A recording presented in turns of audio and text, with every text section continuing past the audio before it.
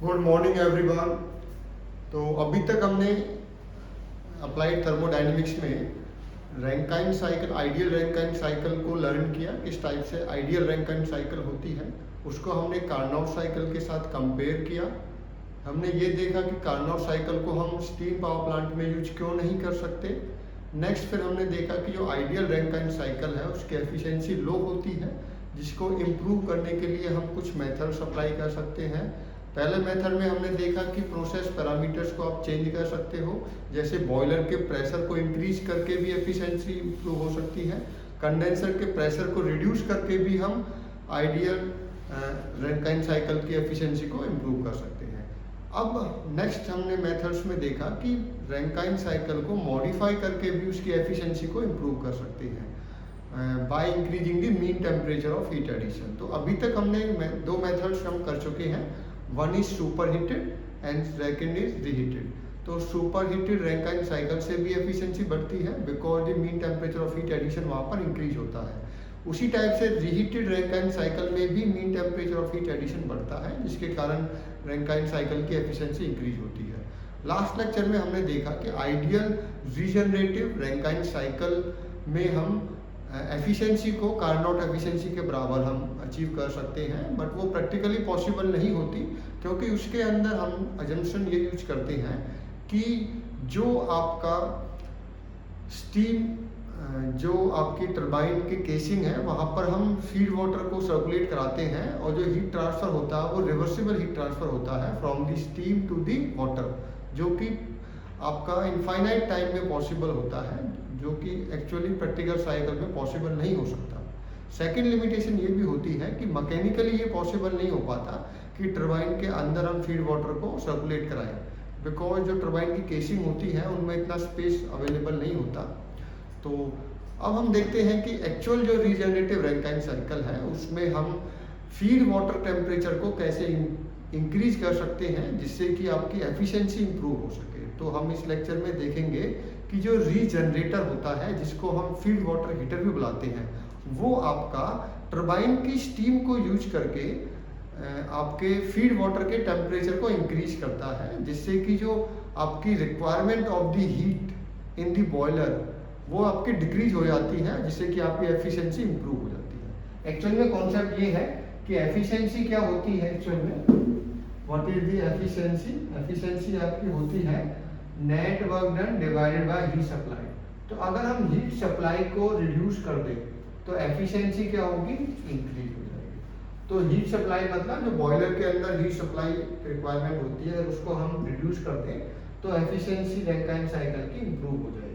तो हम यही करते हैं किसके अंदर, रीजनरेटिव रैंकाइन साइकिल के। ठीक है, कैसे करते हैं, पहले हम इसका ब्लॉक डायग्राम देखते हैं कि हम किस टाइप से इसको करते हैं, उसके बाद हम इसको टीएच डायग्राम पर देखेंगे। देखिए, पहले हमारा बॉयलर होता है, suppose here is the boiler, ये आपका बॉयलर पोर्शन है। नेक्स्ट आपका टरबाइन होती है,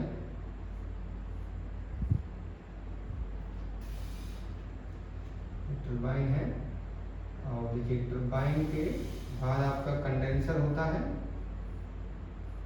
कंडेंसर के बाद आपका, चलिए यहाँ पर दिखाते हैं, कंडेंसर के बाद आपका पंप होता है। अब इसको P1 पंप बुलाते हैं।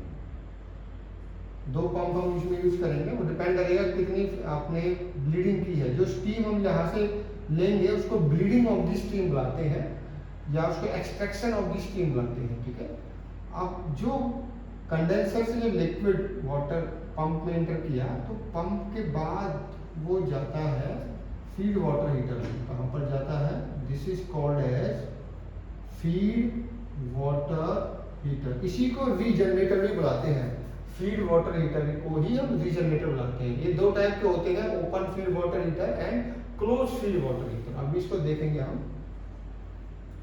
तो जो फीड वाटर हीटर है,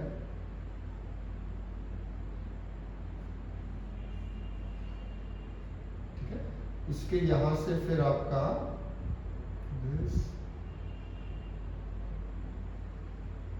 ये फीड वाटर हीटर है, उसके बाद पंप 2 में जाता है, दिस इज पंप 2, और उसके बाद आपका बॉयलर के अंदर। है। तो ये हमारा सिस्टमैटिक डायग्राम होता है इसके अंदर। अब इसको हम टीएस डायग्राम में देखो, एक्चुअली क्या है, बॉयलर के अंदर स्टीम टरबाइन में एंटर करी, टरबाइन के अंदर जो स्टीम थी उसका कुछ पोर्शन हम यहाँ पर एक्सट्रैक्ट कर देते हैं, ठीक है। तो वो स्टीम यहाँ से आएगी और उसके बाद कंडेंसर के अंदर जो स्टीम थी उसे लिक्विड में कन्वर्ट कर दिया।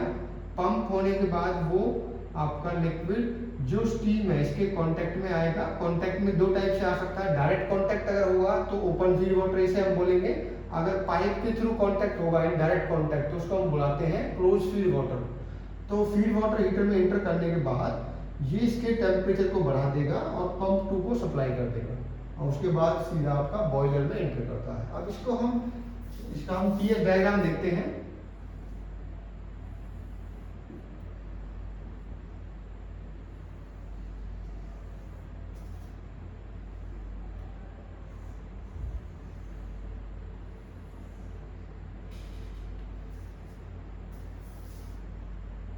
देखिए ये टरबाइन है आपकी, टरबाइन बॉयलर ने टरबाइन को 1 पॉइंट पर 1 स्टेज पर पास कराया, ठीक है। उसके बाद ये कंडेंसर है आपका,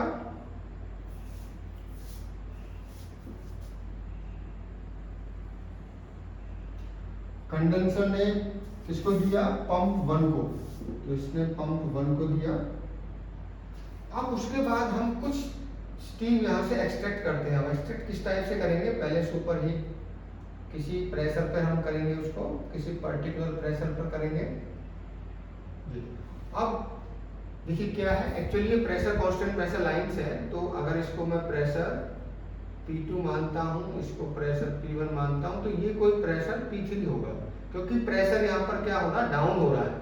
यहाँ पर जो टरबाइन के अंदर जो स्टीम होती है वो एक्सपेंड करती है, एक्सपेंड का मतलब है उसका प्रेशर डाउन होता है। तो यहाँ पर कुछ और प्रेशर है, तो ऐसे धीरे धीरे प्रेशर चेंज हो रहे हैं, तो यहाँ पर लोअर, ये हायर प्रेशर है, ये लोअर प्रेशर, तो बीच में इंटरमीडिएट प्रेशर पर कहीं पर भी हम इसको स्टीम को एक्सट्रैक्ट करेंगे वहां से, तो वो इस टाइप से लाइन बनेगी, ठीक है। अब ये आपकी जो ओपन फीड वाटर है वो जाएगा आपका हीटर में या ओपन फीड वाटर हीटर में। अब ये इसके बाद सेकंड पंप में जाएगा और सेकंड पंप के बाद बॉयलर के, ठीक है। तो अभी इसको हम स्टेट देते हैं, state 1, this is your state 1। Turbine के अंदर एंटर किया, टरबाइन ने कंडेंस अब इसको दिया, ठीक है, कंडेंसर को अंदर, तो इसको हम स्टेट 2 बुलाते हैं, दिस इज स्टेट 2। कंडेंसर से स्टेट 3, इसको हम स्टेट 3 बुलाएंगे। पंप 1 को हम स्टेट 4 बुलाएंगे, जो पंप 1 का आउटपुट है, ठीक है। 4 से जाएंगे हम 5 की तरफ, जो आपका फीड वाटर हीटर है, ठीक है। ये आपका 0.5 है जो यहाँ पर हमने एंटर किया, और ये आपका 6 है, ठीक है। 6 मतलब जो टरबाइन ने हमने एक्सट्रैक्ट किया, जो टरबाइन से निकला वो 6 है, ये 4 है, और जो ओपन फीड वाटर हीटर से निकला, ठीक है, ये 4 हो गया, 3 हो गया आपका, और उसके बाद ये 6 है, ठीक है। तो फीड वाटर हीटर, ठीक है, फीड वाटर हीटर ने जो आउटपुट निकाला वो आपका 5 निकला, और जो पंप से निकला वो निकला 6, ठीक है। तो ये इस टाइप से, अच्छा इसको हम 7 बोल लेते हैं, दिस इज 7, तो ये स्टेट 7 है। देखिए मैं रिपीट कर देता हूँ, बॉयलर में के अंदर जो स्टीम निकली वो टरबाइन में गई, तो कंप्लीट स्टीम को एक्सपेंड नहीं करते हैं, कुछ स्टीम यहाँ से निकाल के फीड वाटर हीटर में डाल देते हैं। अब इस फीड वाटर हीटर में स्टीम गई और पंप के थ्रू यहाँ से वाटर गया, स्टीम का टेम्परेचर हाई है, वाटर का टेम्परेचर लो है, तो स्टीम ने अपनी हीट ट्रांसफर कर दी, वाटर का टेम्परेचर रेज कर दिया। पहले वाटर का टेम्परेचर कितना था, फर्स्ट फीड वाटर हीटर ने 4 दिया, और इसकी हेल्प से आपने यहाँ पर 6 तक पहुंचा दिया। तो दैट मीन्स जो अब हमारी हीट की सप्लाई होगी उसकी रिक्वायरमेंट कितनी है, ठीक है। जो अब हीट की सप्लाई कितनी चाहिए बॉयलर के अंदर, H1 - H6। अगर ये नहीं होता तो हमें सप्लाई करना पड़ता 1 से लेके 4 तक। अगर आपका हम इसको रीजनरेट नहीं करते तो हमें हीट सप्लाई करनी पड़ती 1 से लेके 4 तक। दैट मीन्स इसने जो फीड वाटर हीटर का टेम्परेचर 4 से बढ़ाकर 6 तक पहुंचा दिया आपका, तो जितनी जो हीट है वो यहाँ से आपकी बच गई। दैट मीन्स इसने जो हीट रिक्वायरमेंट है उसको लेस कर दिया। अब इसमें देखिए, मान लीजिए 1 kg ऑफ स्टीम थी जो कि टरबाइन में क्या हो रही थी, एक्सपेंड हो रही थी, तो आपने उसका x kg आपने क्या किया, ब्लीड कर लिया। इसको बुलाते हैं ब्लीड, ब्लीडिंग, ओके, या इसको हम बुलाते हैं extraction of the steam, extraction of steam, ठीक है। तो हमने यहाँ से एक्सट्रैक्ट की, एक्सट्रैक्ट देखो यहाँ पर अगर x kg है तो रिमेनिंग कितना बचा यहाँ पर 1 माइनस x kg, ओके। तो यहाँ पर भी कितना गया 1 माइनस x kg। तो ये इस पंप के अंदर 1 माइनस x है, यहाँ पर अभी यहाँ से 1 माइनस x जा रहा है और यहाँ से x आ रहा है, तो यहाँ कितना हो गया 1 kg, तो यहाँ पर कितना हो गया 1 kg। अब हम देखते हैं कि वाटर का, चलो अब हम देखते हैं पंप का वर्क कितना है, WP1 प्लस WP2। WP1 कितना है, देखिए मास कितना है 1 माइनस एक्स, और एंथैल्पी कितनी चेंज हो रही है आपकी 3 से 4, that means H3 minus H4। उसी टाइप से WP2 क्या, कहाँ से 5 स्टेट से 6 स्टेट की तरफ, ठीक है, 1 kg। अब इसमें 1 kg है तो पूरा आएगा आपका H5 माइनस H6। तो ये हो गया पंप का वर्क। अब आते हैं कि टरबाइन का वर्क कितना मिला आपको, WT यहाँ देखते हैं, तो WT में देखिए पहले यहाँ से यहाँ वर्क कितना मिला आपको, इसको अगर आपने पॉइंट क्या दिया 7 दिया है, तो आप इसको वटेवर कुछ भी ऐसे 0.7 ही मान सकते हैं आप इसको, तो that means H1 minus H7 plus, अब यहाँ पर 1 माइनस x है तो कितना हो जाएगा 1 minus x H7 minus H। That means turbine का वर्क स्मॉल लिटिल बिट आपका कम हो जाता है। तो एक्चुअल रीजनरेटिव रैंकाइन साइकिल में हमने देखा कि जो आपका एफिशिएंसी है वो इम्प्रूव हो जाती है, क्योंकि जो आपकी हीट सप्लाई है वो उसकी कम हो गई, क्वांटिटी कम हो गई बॉयलर के अंदर। कैसे कि आपने मेथड क्या होता है, जो आपकी स्टीम होती है बॉयलर के अंदर, सॉरी जो टरबाइन के अंदर स्टीम है उसको हम ब्लीड करते हैं, एक्सट्रैक्ट करते हैं, और उस स्टीम को हम फीड वाटर हीटर में डालते हैं।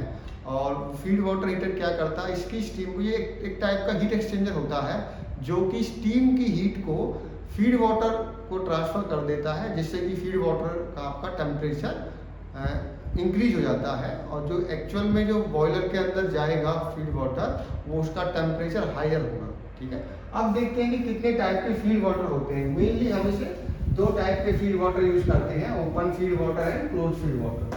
तो अगर हम फीड वाटर हीटर की बात करते हैं, फीड वाटर हीटर, तो अगर फीड वाटर हीटर की बात करते हैं तो हमारे पास एक होता है ओपन फीड वाटर हीटर।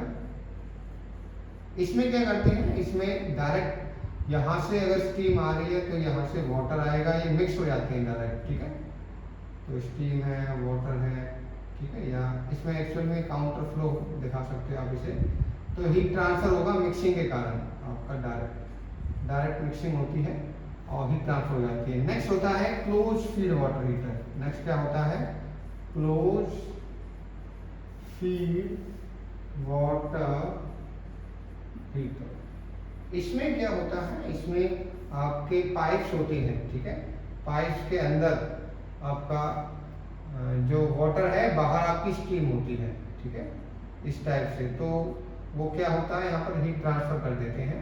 मान लीजिए ये आपकी स्टीम है, यहाँ पर वाटर है और ये आपकी स्टीम है, तो ये स्टीम वाटर को हीट ट्रांसफर कर देती है, that means indirect heat transfer यहाँ पर होती है। अब क्वेश्चन आता है कौन सा फीड वाटर हम यूज करते हैं अपने स्टीम पावर प्लांट में, तो मोस्टली हम close feed water heater use करते हैं, but at least 1 open type feed water heater होता है जिसको डीहाइड्रेटर भी बुलाते हैं हम इसका, ठीक है। तो एक्चुअली हम क्लोज फीड वाटर हीटर देखते हैं। हम क्यों यूज करते हैं ओपन फीड वाटर हीटर, वो हम सब्सिक्वेंट लेक्चर्स में हम इसको एक्सप्लेन करेंगे। तो हमने इस लेक्चर में लर्न किया कि किस टाइप से आप एफिशिएंसी को इम्प्रूव कर सकते हो with the help of regeneration. तो रीजनरेशन का मतलब बस ये होता है कि फीड वाटर हीटर के टेम्परेचर को बढ़ाना है with the help of steam heat of the turbine. Turbine की स्टीम की हीट को यूज करके आप फीड वाटर हीटर को टेम्परेचर को बढ़ाते हैं, बट टरबाइन की कुछ स्टीम को एक्सट्रैक्ट करते हैं हम, ठीक है, थोड़ी सी उसमें लेते हैं। अब इसमें एक दिखाया, आप डिफरेंट जितने ज़्यादा आप लोगे, अब इस टाइप से भी हो सकता है। इसमें हमने सिंगल लिया है, ब्लीडिंग आप कई पॉइंट्स पर भी ले सकते हो, आप इस टाइप से भी इसको शो कर सकते हो। जैसे मान लीजिए आपका, तो एक यहाँ पर हो गया आपका, एक यहाँ पर हो गया आपका, इस टाइप से भी ब्लीडिंग हो सकती है, ठीक है। तो उतने ही आपको पंप यूज करने पड़ेंगे। फिर ये हो गया आपका, तो वो डिपेंड करता है कि कितनी पॉइंट्स पर कितने डिफरेंट प्रेशर पर आपने ब्लीडिंग की है, ब्लीडिंग ऑफ द स्टीम की है, तो उसके अकॉर्डिंग फिर हम इसको सॉल्व करते हैं। So thank you.